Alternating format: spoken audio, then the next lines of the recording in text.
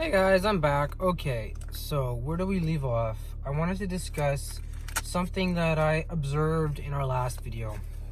That we were watching together. I guess whoever was watching this. It was this idea of actually being very, very happy after your first couple of exposures. I can definitely relate to this idea.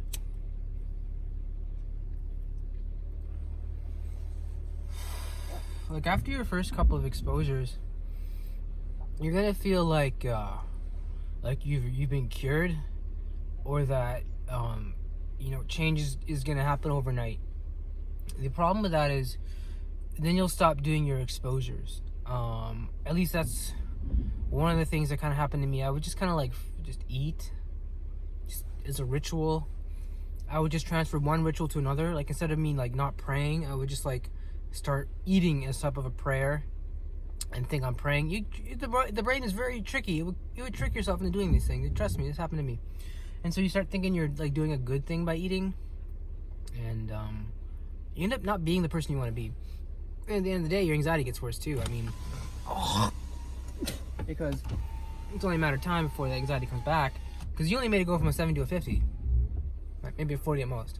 And if you don't keep working at it, then it's gonna stay at that 40. That 40 will jump up to a 70 untreated. One person's 40 is another person's 70. You understand? It really, some people would kill to be at a 40, and some people would kill to be at a 70.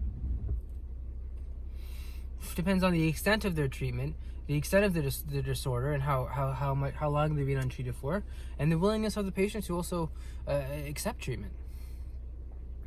Now, as I said, it's very, very good that he did the exposure. It's very, very good that he felt good and very happy. I felt the same way too. I felt very happy after I did an exposure of eating, for example, of choking, of facing my choking phobia, my specific phobia.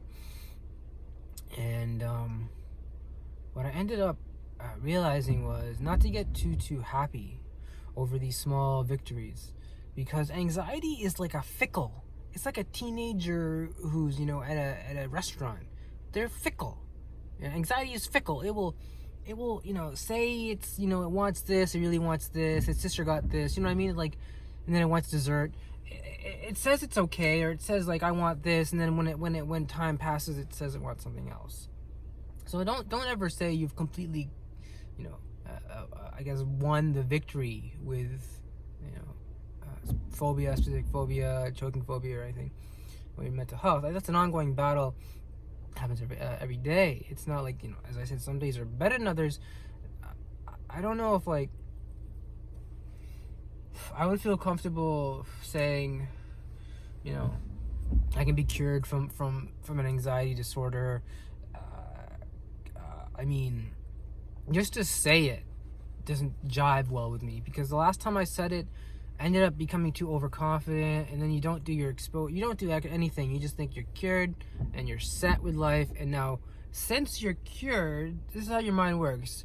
Your mind thinks that since your anxiety is coming down, you're cured, and therefore, since you're cured, anything you're doing is now right, because anything you were doing when you weren't cured was wrong. You understand? Which doesn't make any sense, because you could be doing a lot of good things and not necessarily treat your anxiety, your phobia, and you could be doing a lot of bad things and still be treating your phobia. Right? I'm beginning to learn this as well. The grayness, the ever shades of gray that are in life. Life is not good and bad. There's no absolute good and absolute bad, no absolute truth and absolute falsehood. Absolute evil, absolute good. It's a gray. It's very gray. Look at things, just give example, the firebombing of Dresden in World War II by the Allies. Was that, good? We're the good guys, right? We fought the Hitler, the Holocaust, right? That's horrible. We're fighting against him. What did Germans in Dresden have to do with the Holocaust, though? They were just innocent civilians following their government, following basically Hitler. Can you really blame them? I guess there is some collective guilt towards the German people that justify indiscriminate firebombing. Basically dropping bombs from the air that will create firestorms that will engulf entire neighborhoods, perhaps even cities, or even the nuclear bombing of Hiroshima and Nagasaki. Is that justifiable simply because it would have been too costly to invade the home islands, or was it right because to send a message to the Soviet Union, who were planning a bomb of their own? You know what I mean? So there's a lot of gray area. I'm beginning to realize. I used to think that there's like this ineffable truth that can that is, it kind of is, and I still believe there is like that. It's hard to explain, man. You become jaded with the world once you wake up and realize what's happening around you. I mean, like, after waking up from having phobias, I mean, I don't call myself cured or treated. I mean, I use treatments that are part of psychology. I try my best to also use treatments that are Islamic. I don't really discuss them here. I discuss them once or twice. What I want to say, though, is I don't use the word cured or even treated to a certain extent. I use the word, like uplifted, or like kind of like I've woken up.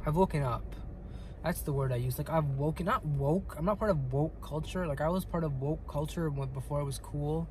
Before it was, you have to be part of it to be part of a clique or something, or it's trendy. I had no friends back in high school, so I would basically read a lot of books about quote unquote woke culture, and I began to realize now that I'm kind of like, I don't know how to explain, learning how to breathe, or just learning how to like deal with the thoughts that are in my head, now that I'm kind of facing the thoughts I didn't want to face. I feel a bit jaded. I feel it. I mean, I don't know how to explain it. I feel like a lot of what I was told was a lie about, like, the good guy wins in the end, and I think I've begun to realize that we lie to ourselves to make ourselves kind of like go on and push ourselves. You know what I mean? Like, we tell ourselves certain things that we know aren't true. For example, to our kids, and then they learn them. Like, for example, don't cross the street, or don't steal. And the thing is, because we just take it at face value, like, because mom and dad said it, and then we don't really like most of us don't really like think back and think, what does that mean? Like, if for example we're all starving, do we still steal? If for example there's a robber or someone who's trying to rape you, and you need to get to the side of the street, you're gonna jaywalk. I mean, you're not gonna stop the guys trying to get you, right? So these are like moral gradations that I'm beginning to realize in my life are kind of like more apparent and more accurate in my life than actual absolute truth. Like, this is good and this is evil. I mean, I'm seeing more of a gradation of just like gradation. Like, no one's fully good. Like, I mean, this is what I'm observing. I believe there are good people. I mean, that exist here. I mean to say, though, like, this ideal we have, like, we can like that we kind of believe, like, that everything's gonna turn out okay. That's just a lie we tell ourselves because we have to. I'm not trying to be negative. I'm just saying this is what I'm observing. I'm observing this through just my thinking of society and people and what they're thinking about. I think most people lie to themselves either through religion or positive thinking, whatever else they think about. They're a good person, and you have to. It's not a bad thing. I think it's an okay lie. It's like what Plato called a noble lie. You have to lie to keep society in order. What is the noble lie? Let's go over that real quickly. Plato's noble lie is this idea that in order for a society to function, ideally, what we're going to have to happen is we're going to have to basically convince all the little children, right? We have to take them from their parents and take them to special schools, and we have to convince them. We have to convince 33% of them that God actually, when he was creating you, put a bit of gold in your soul. And that's why you will be the high class, the leaders, the politicians, the decision makers. And that's it. You're that class. And he also said that the next 33% of children who he had to indoctrinate would be fed a different myth, which is that when they were being created by God, a little bit of silver went into their souls, and because of that, they're very good at money, they're very good at commerce, and they'll be the business people, right? They'll be responsible for all the business decisions, trading, and everything commerce in the state. And he said the last third of the people, they'll be fed this myth when they're indoctrinated that when you were born, God put a bit of bronze in you, so they'll be the workers. Discolored, the lowest, but the workers, peons, people like me, right, who would give people their, not the professionals. And he said that's the best way to kind of organize society. And he said obviously people aren't going to be okay with this and say, well, your destiny is to always be a cook, and your destiny is always to be a businessman, and your destiny is always to be a leader. I mean, it highly depends on whether these people want these things. I mean, in a meritocracy, these people who do these things are, for example, not pushed to do them as much as they want to. He said, no, they should be pushed to and almost forced to, and lied to. And that's what the noble lie is. It's this idea of, to prevent greater friction and greater war, we should tell this selective truth lie to people. I hope that understands. For example, akin to let's say there was right now in the news you got on your phone, it said there was a bombing in Washington D.C. right? They blew up, I don't know, the NSA building. Sure, right? Let's just say we heard on CNN breaking news: a plane crashed into the NSA headquarters in Langley. And so the kind of way that would be a noble lie is, I mean, the part when the reporters are talking about, for example, I think this is before there's any real known of, like, they know, for example, and that's a bad example. I'm trying to give a good example. Like, I think a better example would be, like, this is kind of out there. Let's just, for example, hypothetically, this is how a noble lie would work. I don't believe in UFOs necessarily, okay? And if you're still watching this, I don't know why you still are, because this is full-on ramble. No, I'm kidding. This is what a noble lie really is, though, for people understanding what it is and why people should somehow use it with their psychology to kind of, like, be like, well, I kind of need to believe this just to kind of, like, get my foot in the door, kind of just move, just kind of let go, just kind of, like, stay positive, even though I know it's a lie, and everyone kind of does it. So, like, UFOs, right, in the government, people like Trump, for example. Trump said this, Carter said this too. A Democrat and a Republican both said, they said, when I get into office, I'm going to release all the UFO records the government has on UFOs so that everyone can know about UFOs and aliens and all that stuff. When Carter came in, I think even Kennedy promised this too.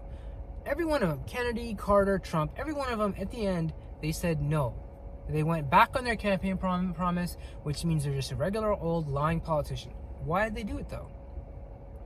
They did it because they were told by their advisors this would create panic and it would pose a national security concern. For example, I've heard stories, and I don't know how truthful they are. I've heard stories that, for example, in Iran, one of the earliest UFO sightings was in Iran. Something was picked up on the Iranian Air Force, National Air Force Defense radar, and they didn't know what it was, so they sent some F-15s, or I think MiGs, because they use MiGs, to check it out, and they couldn't really get a lock on it. Like, it was basically, they had it, and they had a lock on with their missile, because it obviously wasn't responding to anything, and they said it was like, they basically, like, Iranians, I don't want to stereotype, I mean, like, Iranians, they probably thought it was an Israeli and an American, so they just locked on and shot, right? Because it's like their airspace, right? If an Iranian airplane was in America, I'm pretty sure they do the same thing. So they locked on and they shot it, except as soon as as soon as they got the lock on and they hit it, the lock on disengaged. Like, all of their systems were hit with the EMP pulse, so that all their electronics were fried. They had to do a system restart, and that's how the thing got away or something. And so what I'm trying to say is, perhaps the government is having similar run-ins here with UFOs that are surpassing even the highest technology America might have, or Russians, Chinese, right? The highest technology that the most powerful nations on this planet have to stop these things. So if for example, the Pentagon gets reports, maybe only 5 in 30 years. That's a lot of though. That say, we found something on our radar, we don't know what it was, we tried to shoot it down, we tried to communicate with it, we tried to get a radar lock on it, and we just couldn't. I mean, it literally it was going like this, and this, and then it boom. And I mean, there's been perhaps, and then the pilot would go on to report to his, staff sergeant, I experienced maybe an EMP burst, my electronic systems were fried, I had to do a complete system restart, and these are things that, if the president told the people, I mean, the American people, the society, the masses, it would cause panic. It'd be like, well, why aren't we funding the military more to fight these aliens? And other people are going to freak out, like, oh my god, aliens exist, or be like, oh my god, the military is actually not as big as, it's the UFOs are actually beating up the military, or like, and then there'll be like rumors are like, and then all these crazy things start happening simply because of a couple of verified or unverified reports that, an unidentified flying object, basically outran and was and outgunned a top of the line F-16 whatever, right? So that's a noble lie to keep society in order. Or like, I'll give you another one. Let's say there's a mysterious illness, right, that just starts infecting the people and no one knows what it is, and the government goes on news and says, we're declaring martial law and we want a curfew. So they're not going to really talk about the illness or anything. You said we're declaring martial law and a curfew, and if you're out after 9, you're going to get shot or arrested. And so that's the noble lie. We're not going to say, well, this is what we think the illness is. And actually, we're going to be honest with you. We got a top scientist working on this 24/7, and we still don't know what it is. And they're all dying, and we don't know. The president's basically in Iceland, and I'm on my way out. I mean, I really have no idea what's going on. Good luck. Because that's not how society works. No one's going to say that, and it's going to and expect society to, as Yates said, have the center hold. Right? So that's basically the noble lie, is kind of having the center hold. Your center, your psychological, psychic center, whatever, right?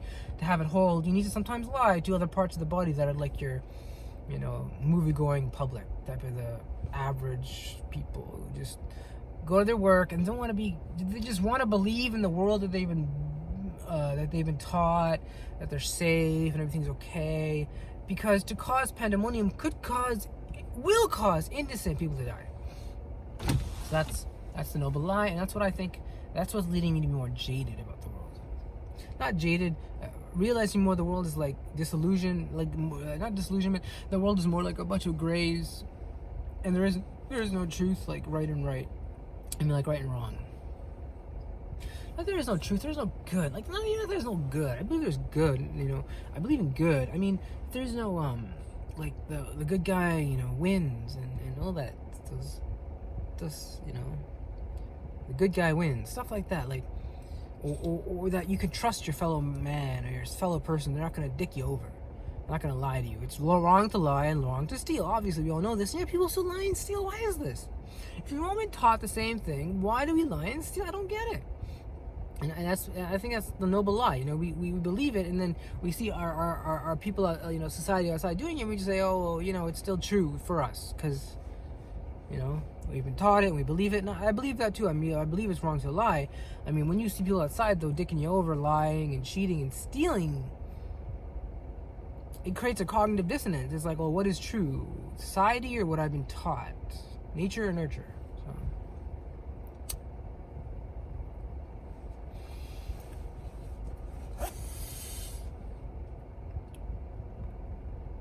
Right, the whole nature nurture debate. I don't know. I haven't really done much extensive study in it. So I don't know what you're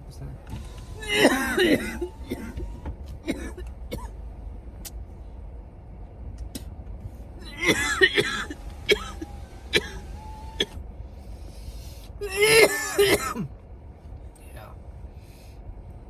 Lungs are dying.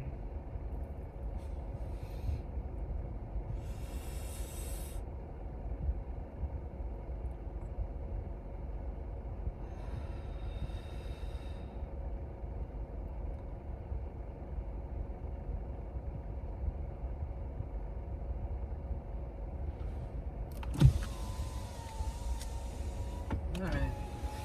So yeah, how long is this video going on for? I think the exposure was about 10 minutes, so this is 29.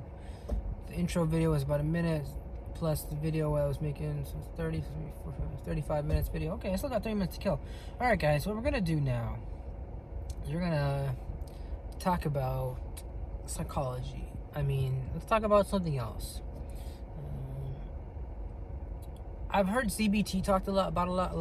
The thing with CBT is it actually obviously comes from a secular model, because, for example, it talks about how, like, your beliefs can be changeable. I get it, your beliefs can be changeable. No, I mean, your core beliefs can be changeable too. It's just your core beliefs. I don't like how they, like, root around in there and talk about your core beliefs. Wait, does that make sense? I mean, I need to do more research on CBT before I start rambling about CBT. I mean, yeah, because CBT, I mean, exposure therapy is like I think a branch or a subset of CBT. And so, what is CBT? I don't know. I can't tell you guys. I don't know. I know it has to do with, like, cognitive behavioral therapy. And basically the whole crux of therapy is that you can change the way you feel by changing the way you think. And for a long time I thought that meant just thinking I feel happy all the time will make you feel happy just by thinking it. Then I realized, no, it's not that. It's more has to do with behaviors as well. I mean, the thoughts almost become like, you know how you prime the pump, like a water well, like a water pump. You gotta hit it a couple times, and then the water starts flowing. That's what the behaviors are in relation to the thought of actually the thought of, like, the thought of, I forget, the thought that could be changed. So if you change your behavior, that's what CBT I think is for me. They say you can change the way you feel by changing the way you think. It's more like you can change, it's more like the propensity of having thoughts you want can be initialized through, like, repetitive behaviors that you do, right? That condition you. It's kind of like conditioning. It's you basically overanalyze yourself to death in the presence of someone who knows what they're doing, though. Because people who have phobias, they tend to do that by themselves. And if they're left to their own devices, they'll just come up with conclusions that may or may not have a solid basis in reality. It could lead to delusions. It could lead to, paranoia. That's why, you need to talk with someone who's kind of been there and done that, who's kind of licensed, or he has other patients who experience this, so it won't be like he'll be looking at you like you have two heads when you tell him certain things about you, like I avoid meals, or I'm scared of bees, or I'm terrified of flying, or people, I think people judge me, or I'm scared of social situations, or I have a choking phobia. Any different things they were like, they've seen it, they've heard it a gazillion times, and I'm convinced of it. I mean, the therapist I've seen, I've told him things, he doesn't even flinch. It's just like, whatever. It's like, go on. Like, I'm bored. Tell me the juicy details. Literally, some of the things. It's amazing what people go through. So, okay.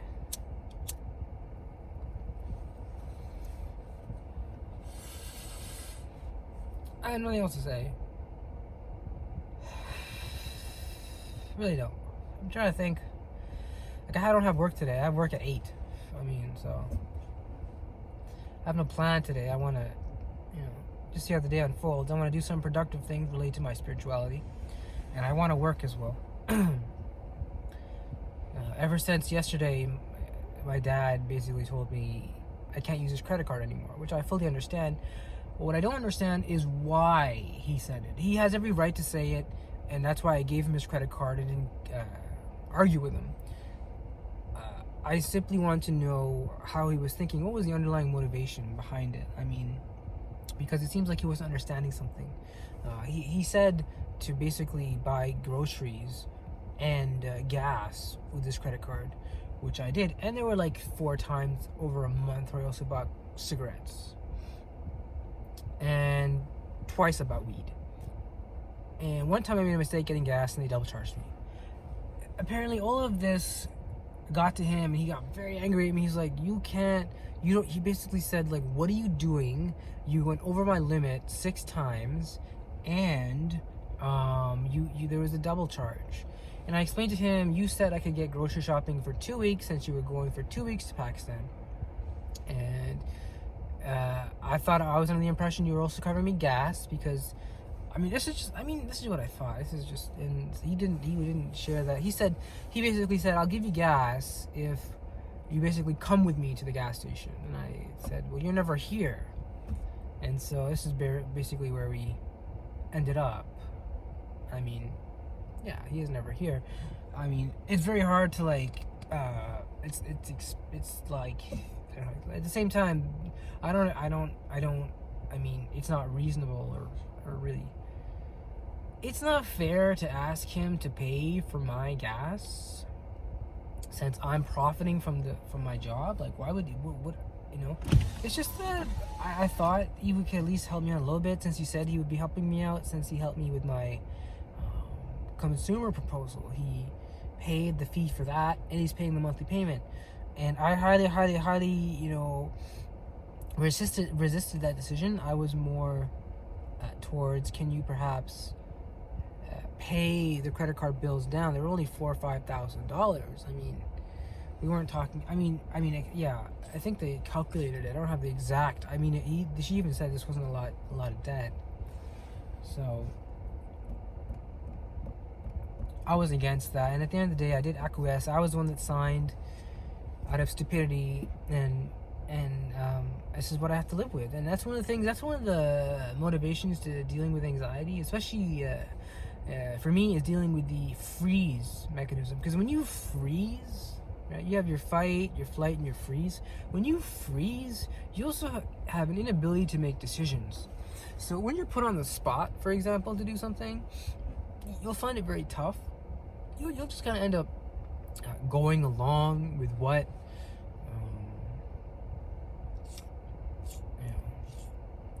people say, or what is considered cool or safe or trendy or intelligent. These buzzwords we use: cool, safe, trendy, intelligent, top 10, right?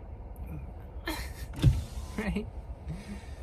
So we need to think, I need to at least have more density in my thought than actually just like that.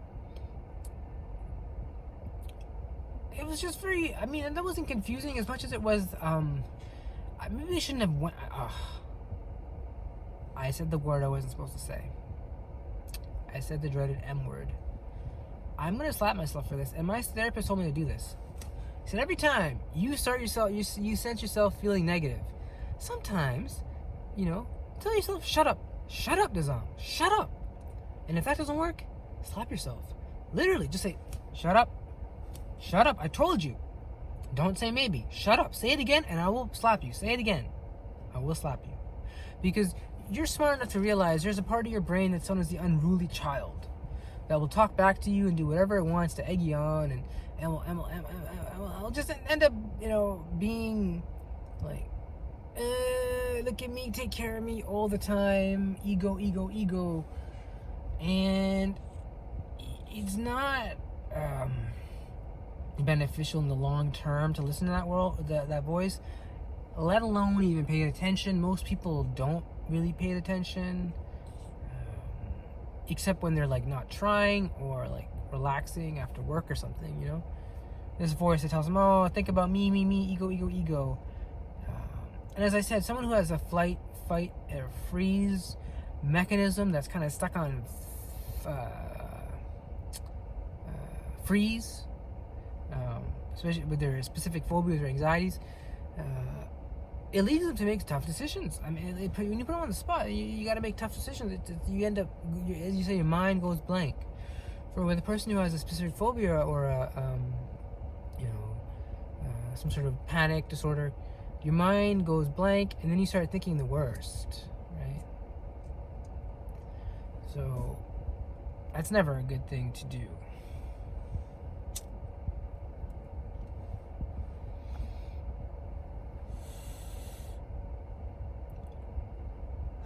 Alright, so I think that's enough I wanted to say about this. I mean,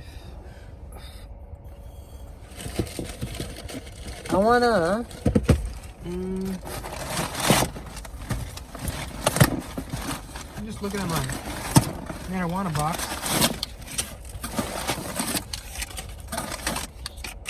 Oh, look at that. I bought 15 of these. I have 2, 4, 6, 8. About 15 half-gram rolls. This just had nothing to do with psychology. This is just me ranting right now. I'm trying to think out loud. Oh, this is not even important. I was curious on camera, wondering how many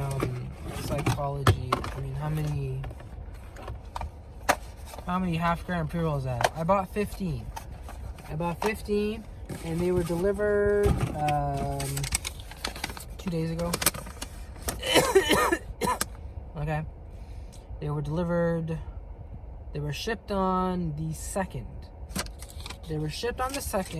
I think I got them on the 3rd.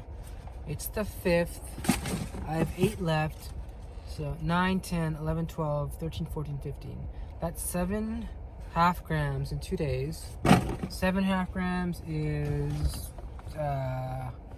3 grams, right? 3.5 grams, something like that. So you know, I'm not sure why I'm even talking anymore. I went from a 10, stayed to a 10. I went from a 10. I went from a 9 up to a 10. Not much else to just talk about that. I mean, we're plateauing here. We not much else to talk about. There'll be a video tomorrow where I'll be doing another exposure. I intend to. I said this is like a daily thing I plan to do for like the rest of my life, just for my sanity. Okay, guys. Remember, guys, stay with it.